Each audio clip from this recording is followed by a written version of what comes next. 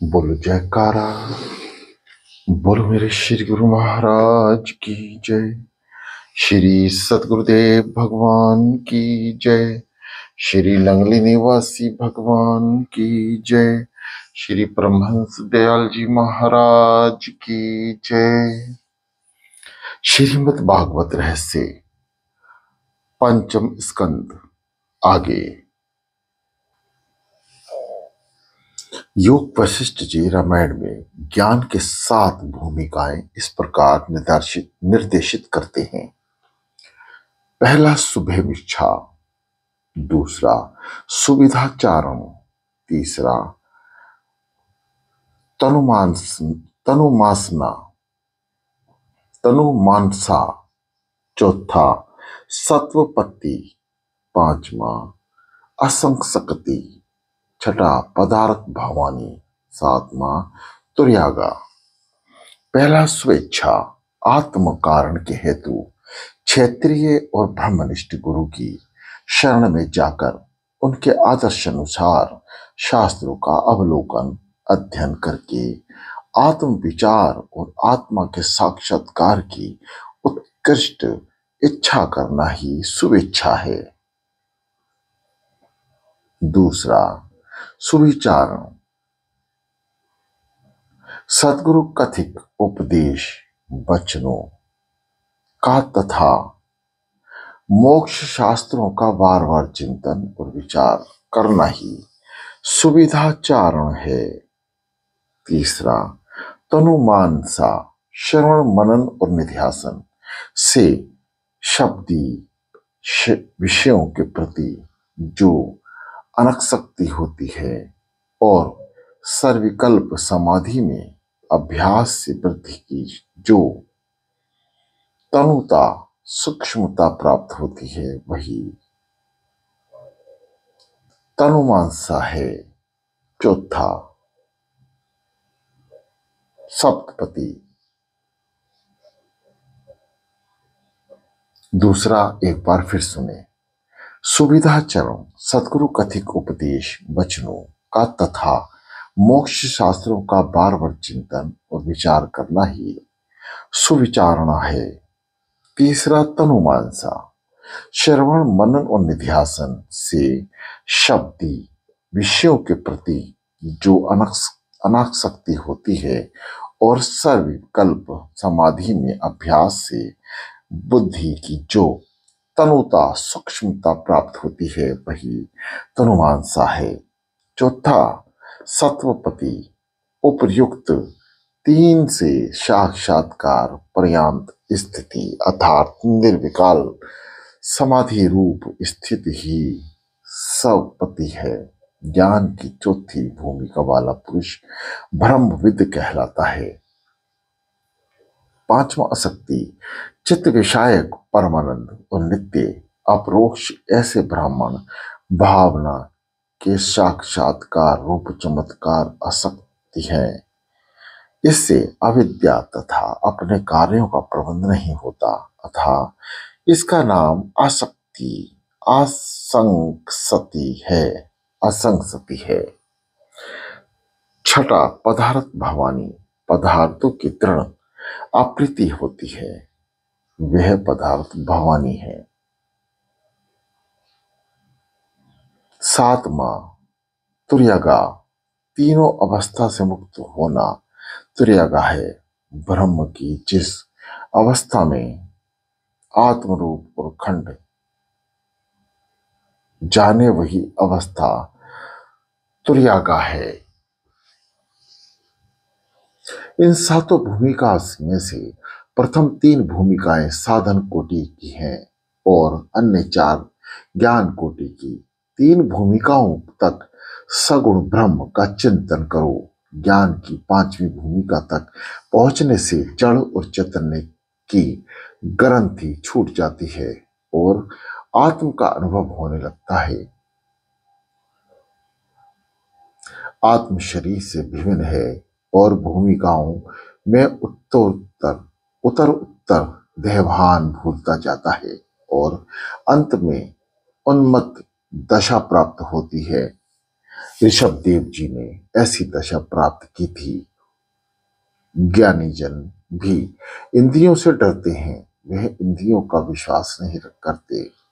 मन का विश्वास भी मत करो, बोलने की इच्छा ना हो पाए इसलिए ऋषभ देव जी अपने मुंह में पत्थर रखते हैं। यौवन में वैराग्य ना आए, यौवन में ही वैराग्य ना आए, सांसारिक विषयों के प्रति अरुचि ना हो जाए तो प्रभु शक्ति या भक्ति प्राप्त नहीं होती। विषयों के प्रति जब तक वैराग्य ना हो जाए तब तक भक्ति का आरंभ नहीं होता। आंख को शक्ति देता है मन, मन को शक्ति देती है बुद्धि, और बुद्धि को शक्ति देते हैं परमात्मा। आंख के साथ मन ना हो तो वस्तु दिखाई नहीं देती। ऋषभ देव जी कर्नाटक आए, दवानगी के बुद्धिपूर्वक प्रवेश किया। देह जलती है तब परमात्मा को तो कुछ नहीं होता। ऐसी आत्मनिष्ठा परमहंसों के लिए ही है। ऋषभ देव जी का चरित्र सामान्य मनुष्य के लिए अनुकरणीय नहीं है। ऋषभ देव जी का सबसे श्रेष्ठ पुत्र था भारत। इसी के नाम से भारत से अपने देश का नाम अखंड भारत पड़ा। ऋषभ देव जी के पश्चात भारत ने देश का शासन संभाला। उनकी कथा वर्तमान काल के लिए उपयोगी है। भरत जी महाभागवत हैं। उनके संग से सभी का भागवत जागता है। उनके संग से आने वाले भक्ति रंग में रंग जाते हैं। भगत जी ने व्यवहार और मर्यादा का कभी उल्लंघन नहीं किया। वे महावैष्णव होने के पर भी यज्ञ करते हैं। अग्नि ठाकुर जी का मुख है। प्रत्येक देव को इष्ट देव का ही नहीं स्वरूप मानकर अन्य देवी देवताओं का अंश मानकर पूजा करते हैं। अनेक यज्ञ करके उसका सारा पुण्य श्री कृष्ण के चरणों में अर्पित करते हैं। कर्म फल परमात्मा को अर्पित करोगे तो आनंद होगा। कर्म फल प्रभु को अर्पित करने से कर्म का अभिमान छूट जाता है। ईश्वर से अधिक प्रेम करो, तभी किए हुए कर्मों का पुण्य परमात्मा को अर्पित कर सकोगे। पत्नी भ्रम करती है और उसका फल दे देती है अपने पति को। कर्म करो किंतु कर्म के फल का उपभोग की इच्छा ना करो। कर्म फल के उपभोग की इच्छा रखोगे तो कर्म का अल्प फल ही मिलेगा।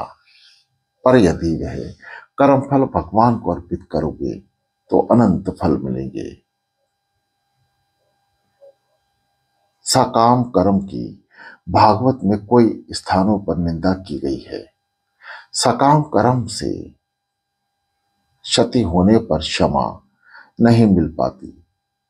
भरत निष्काम भाव से कर्म करते थे और उसका पूर्ण क्षति श्री कृष्ण को अर्पित करते ही सब कर्म को समाप्ति में कहना है।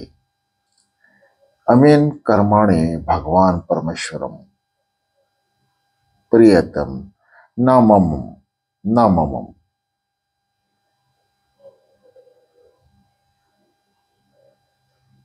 ऐसा कहते तो कई लोग हैं किंतु अर्थ नहीं समझते। कर्म कृष्ण अर्पण करने की भावना से ही भरत जी यज्ञ करते हैं। भरत जी को युवा अवस्था में ही एक दिन वैराग्य हो गया था। जिसे युवा अवस्था में वैराग्य हो और जो संयम करके भजन स्मृति बढ़ाए उसे बुद्धि अवस्था में भगवान के प्रति होती है। वृद्धावस्था में शरीर अशक्त हो जाता है, कारण तुम भक्ति नहीं कर सकोगे। तपश्चर्या यौवन में ही की जा सकती है। वृद्ध अवस्था में तपश्चर्या करने से अलग जन्म सुधरेगा। शरीर दुर्बल होने के बाद ब्रह्मचर्य का पालन करने का कोई अर्थ नहीं है। रामचंद्र जी युवा अवस्था में ही बन गए थे। वनवास के समय उनकी आयु 27 वर्ष की थी और सीता जी की 18 वर्ष की। रामचंद्र ने यौवन में ही रावण को मारा था। तुम भी अपनी अवस्थाओं, बुरावस्थाओं में काम रूपी रावण का नाश करो। वृद्ध अवस्था में आने वाला वैराग्य सच्चा वैराग्य नहीं होता। जवानी में ही वैराग्य की परीक्षा होती है। जिसके पास कुछ नहीं होता वह त्याग करे, उसका कोई अर्थ नहीं है। जवानी में सुख संपत्ति होने पर भी विषय मुख में मन न रमे, वही सच्चा वैराग्य कहलाता है। भरत जी का मन घर में नहीं लगा। राज वैभव, सुख संपत्ति, स्त्री पुरुष, पुत्र आदि सभी कुछ कहते हैं, परंतु आंखें बंद होने पर उनसे कुछ भी नहीं रह जाता। जन्म के पूर्व जीव का रिश्तेदार कोई भी नहीं था, परंतु मृत्यु के पश्चात भी कोई रिश्तेदार नहीं रहेगा। आरंभ और परिणाम यानी अंत में कोई ना कोई माया के बीच में भरमता ही जाएगा। भरत जी सोच रहे हैं कि सांसारिक सुख का उपभोग तो मैंने कई वर्षों तक किया, अब विवेक पूर्वक उसका त्याग करूंगा। उन्होंने यौवन में बुद्धिपूर्वक त्याग किया। विषयों का अनिच्छा से बालक छोड़ना पड़े तो दुख होता है, किंतु विषयों का समझ बूझकर स्वेच्छा त्याग करने से शांति की प्राप्ति होती है। यदि विषय हमें छोड़ जाएं तो अशांति होती है, किंतु यदि स्वयं हम उन्हें छोड़ दें तो शांति प्राप्त होती है। परमात्मा ने इन 6 वस्तुओं में माया रखी है कि जिसमें मन फंसता रहता है। पहला भोजन, दूसरा द्रव्य, तीसरा वस्त्र, चौथा स्त्री, पांचवा घर और छठा पुस्तक। इनमें प्रथम 4 प्रधान हैं और 2 अन्य गौण। इसमें स्त्री की निंदा नहीं है, काम सुख की निंदा है। ईश्वर की माया विचित्र है। भरत मुनि ने राज्य का त्याग किया, रानियों का त्याग किया, सर्वस्त्र का त्याग करके वन में गए।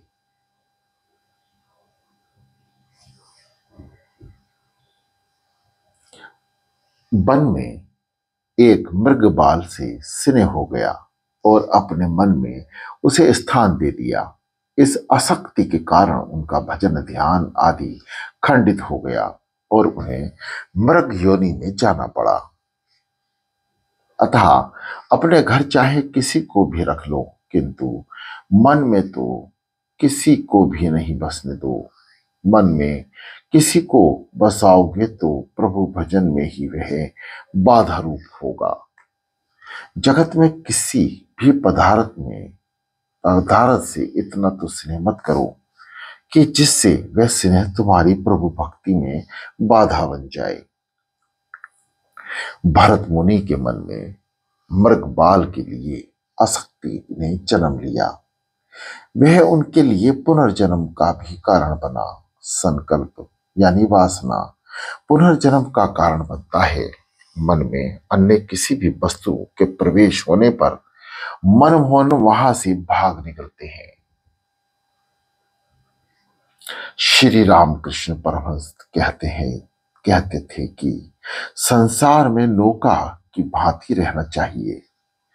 पानी पर रहने से नौका तैरती रहेगी, किंतु यदि नौका में पानी भर जाए तो वह डूब जाएगी। इसी प्रकार संसार में तुम रहो, किंतु उसे अपने में रहने मत दो, अर्थात निर्लेप भाव से संसार में रहो। शरीर नौका है, संसार समुद्र है और विषय जल है। विषयों का चिंतन करते रहने से आत्मशक्ति नष्ट होती है। ममता बंधन करता है। मन के मरने पर भी मुक्ति प्राप्त होती है। बंधन मन का होता है, आत्मा का नहीं। आत्मा तो मुक्त होती है। गृह त्याग की आवश्यकता नहीं है। गृह में सावधान होकर रहना है। बाधा ना डाल सका, सावधान होकर रहना है। प्रतिकूल परिस्थिति में भी प्रहलाद घर में रहे और उनकी भक्ति में कोई बाधा ना डाल सका। जबकि वन में एकांत में भी भरत जी मृगबाल पर आसक्त हुए और भजन ना कर सके। प्रतिकूल संयोग में, प्रतिकूल वातावरण में भजन किस प्रकार किया जाए, वह प्रहलाद ने जगत को बताया। और अनुकूल वातावरण के होने पर भी मनुष्य सावधान ना रहे तो वह भजन नहीं कर सकता। ऐसा हम भारत के दृष्टांत से समझ सकते हैं। भारत में समाहित वस्तुआं भजन और बाधा रूप नहीं है, किंतु मन में बसी हुई वस्तुएं बाधा रूप हैं।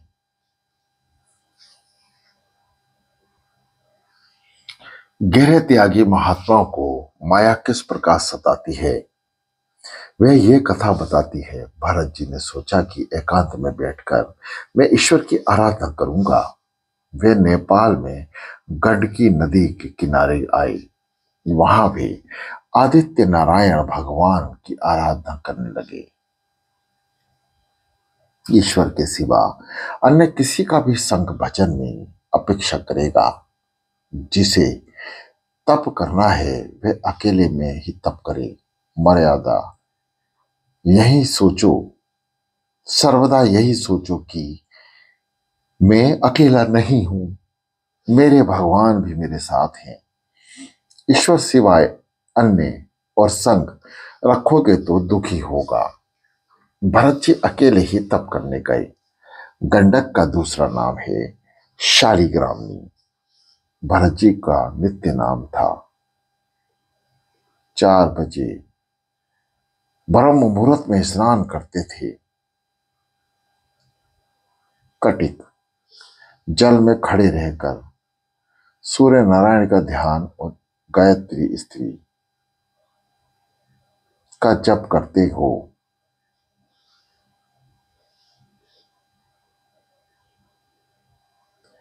गायत्री मंत्र का जप करते थे। सूर्य नारायण की कृपा से बुद्धि उज्जवल होती है, अतः उनकी हमें उपासना करनी चाहिए।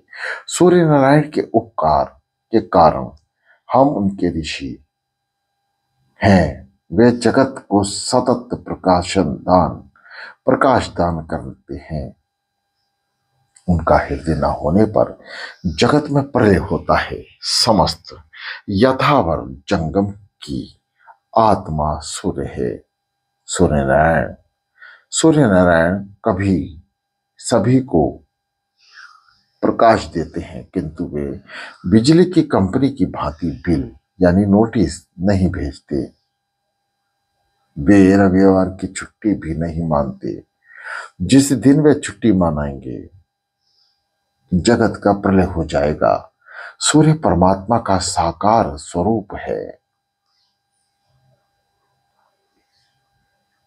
मनुष्य और कोय में एक बार झगड़ा हो गया था। तो उस समय कोय ने कहा था, वैसे तो तू अधिक बुद्धिशाली है, किंतु तुझसे हम में एक गुण अधिक है। हम सूर्य उदय से पहले ही निद्रा त्याग करते हैं। सूर्योदय के पूर्व ही स्नान आदि करके सूर्य नारायण के अर्घदान करो। रात्रि के 11 बजे के बाद का समय राक्षस काल कहा गया है। इस निषिद्ध का काल में भोजन मत करो। आजकल तो लोग सिनेमा देखने के बाद 11 बजे भोजन करते हैं। ऐसा करना ठीक नहीं है। सूर्य, चंद्र, समुद्र, ईश्वर और मर्यादा का उल्लंघन नहीं करते।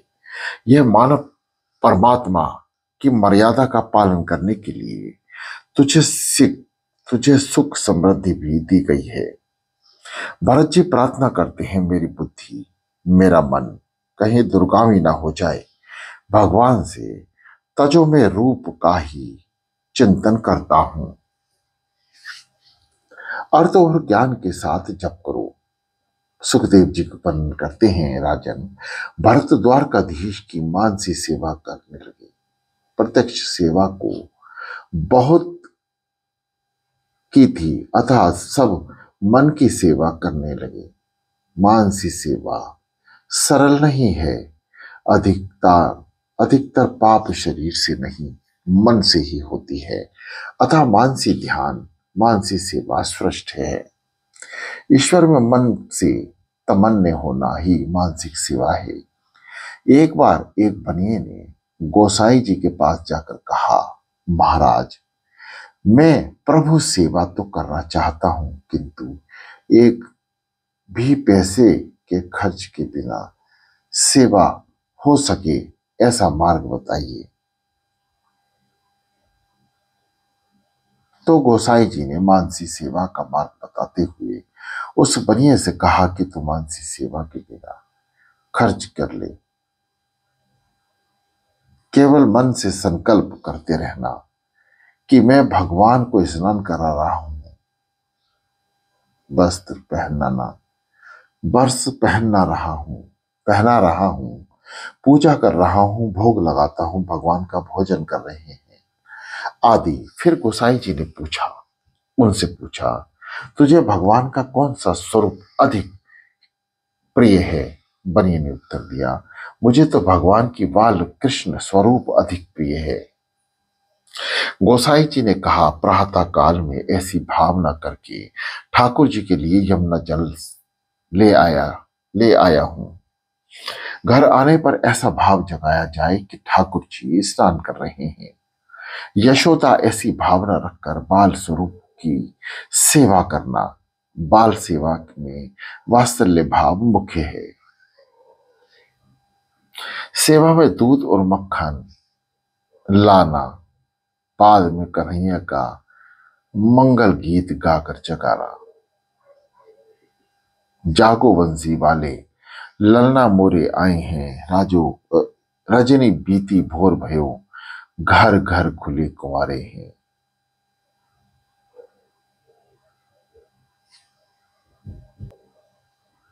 गोपी दही मथन सुनियत है, कंगन के झुनकारे हैं।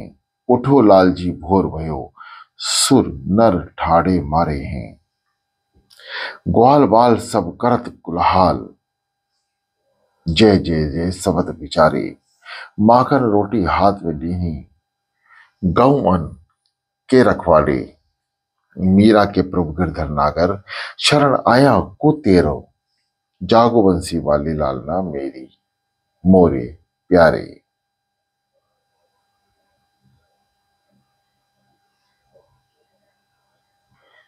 यशोदा लाल को मनाती थी कि इतना माखन खा लेगा तो तेरी चोटी दाऊजी से भी अधिक बढ़ जाएगी।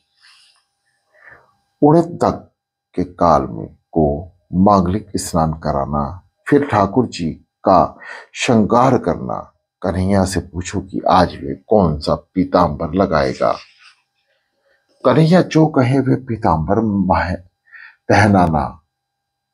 श्रृंगार में तमन्यता होने पर ब्रह्मानंद सा आनंद प्राप्त होता है। कन्हैया को नववेद देकर भावना करो कि लाला प्रशासन कर रहा है, फिर आरती करके क्षमा प्रार्थना की जाए। गोसाई जी द्वारा बताई हुई रीति के अनुसार बनिया श्री कृष्ण के बाल स्वरूप की मानसी सेवा करने लगा। प्रतिदिन प्रेम से मानसी सेवा करता था। वह इतना तो तमन्य हो गया कि सभी वस्तुएं प्रत्यक्ष दिखने लगी। इस सेवा में मन की धारा टूटनी नहीं चाहिए। कोई लौकिक विचार आ जाए तो समझ लो कि सेवा खंडित हो गई। 12 वर्ष तक उसने मानसी सेवा की। अब एक दिन वह दूध लाया और उसने चीनी डाली, किंतु उसे लगा कि लाला ने दूध में आज कुछ अधिक चीनी पड़ गई। बनिया वह कैसे सह सकता था। स्वभाव सहज कृपाणता ऐसी मिट सकती है। प्राण और प्रकृति स्वयं भाव साथ साथ ही तो जाते हैं। उसने सोचा जरूरत से अधिक जो चीनी दूध में पड़ी है, जो दूध में पड़ी है उसे निकाल लूं, कभी दूसरे काम में उपयोगी होगी। अब वहां ना तो बर्तन था, ना तो दूध था और ना ही चीनी, क्योंकि वह तो मानसिक सेवा करता था। फिर भी तन्मयता के कारण उसे ये सारी वस्तुएं प्रत्यक्ष दिखाई देती थी। अतः मन ही मन कल्पना में की चीनी को निकालने लगा। कन्हैया जी ने सोचा कि जैसा भी हो, किंतु इस बनिए को मेरी 12 वर्ष तक मानसिक सेवा करनी है। अतः उन्हें प्रकट होने की इच्छा हुई। बाल कृष्ण प्रसन्न हुए। उन्होंने प्रकट होकर बनिए का हाथ पकड़ा और कहा कि चीनी अधिक चली गई तो क्या हुआ, तूने 1 पैसा भी तो खर्च नहीं किया। भागवत स्पर्श होने से वे बनिया सच्चा वैष्णव बन गया। वे भगवान का अनन्य सेवक बन गया। 12 वर्ष तक जो भी सत्कार्य नियम पूर्वक किया जाए उसका फल अवश्य मिलता है। शंकराचार्य भी श्री कृष्ण की मानसी सेवा करते थे।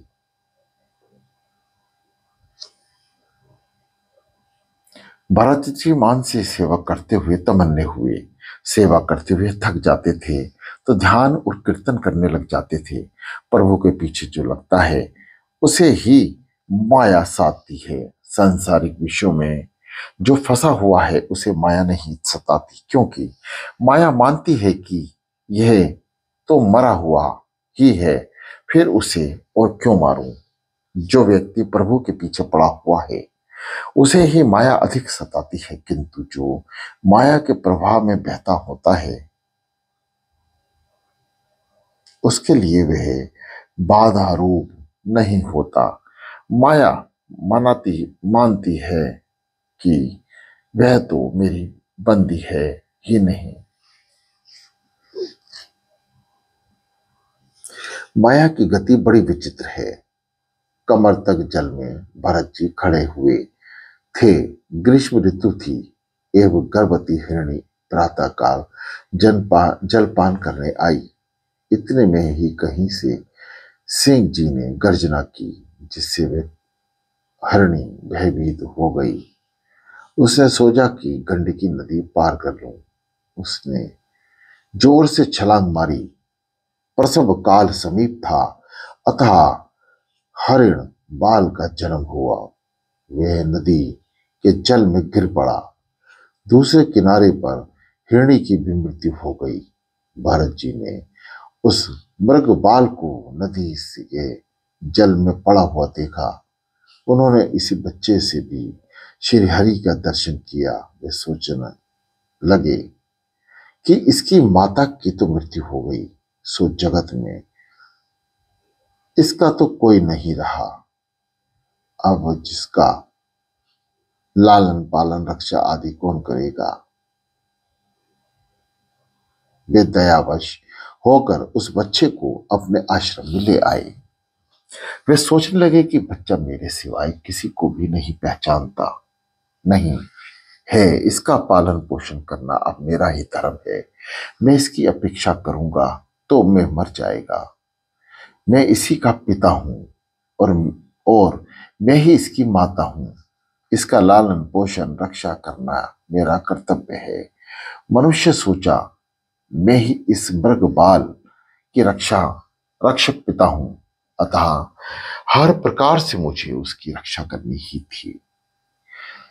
जीव मानता है कि मैं दूसरों की रक्षा करते हुए अपने, अरे तू क्या रक्षा करेगा, तू भी तो काल का ग्रास है। रक्षा करने वाले तो वह प्रभु ही हैं, करता हरता तो श्री हरि ही हैं, पालन और संहार भी श्री हरि ही हैं। तुम घर में रहो या वन में, तुम्हारी रक्षा करने वाले श्री हरि ही हैं। भागवत के 7वें स्कंद के दूसरे अध्याय के 40 से शुरू में यजमान यमराज ने राजा सुयज्ञ के रिश्तेदारों से यह उपदेश दिया था।